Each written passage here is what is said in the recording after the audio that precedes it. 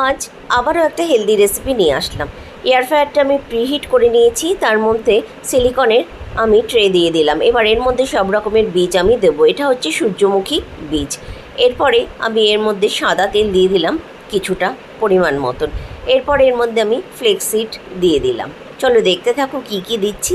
এরপরে এর মধ্যে আমি ওয়াটারমেলন সিড দিলাম। তারপরে আমি এর মধ্যে পামকিন সিড দিয়ে দিচ্ছি। সব কিছু ভালো করে মিশিয়ে নিয়ে আমি এয়ার ফ্রায়ারে রোস্ট করে নেব। তোমাদের কাছে এয়ার ফ্রায়ার না থাকলে তোমরা ফ্রাই প্যানের মধ্যে তেল ছাড়া হালকা আঁচে রোস্ট করে নিতে পারো। এটা প্রতিদিন খেলে আমাদের শরীরের জন্য খুবই ভালো। আমি এখানে 160 ডিগ্রিতে 10 মিনিটের জন্য রোস্ট করতে বসিয়ে দিচ্ছি। এর মধ্যে রয়েছে protein, vitamin, omega 3 fatty acid. এগুলো আমাদের শরীরের জন্য খুবই ভালো, হার্টের জন্য ভালো, ব্যাড কোলেস্ট্রল কমায়, এই সবের জন্য উপকারিতা আছে।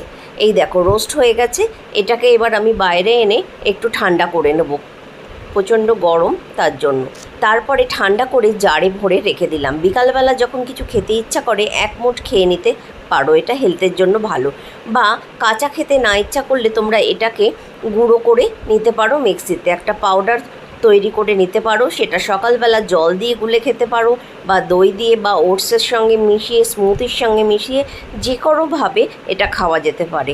শরীরের জন্য খুবই ভালো।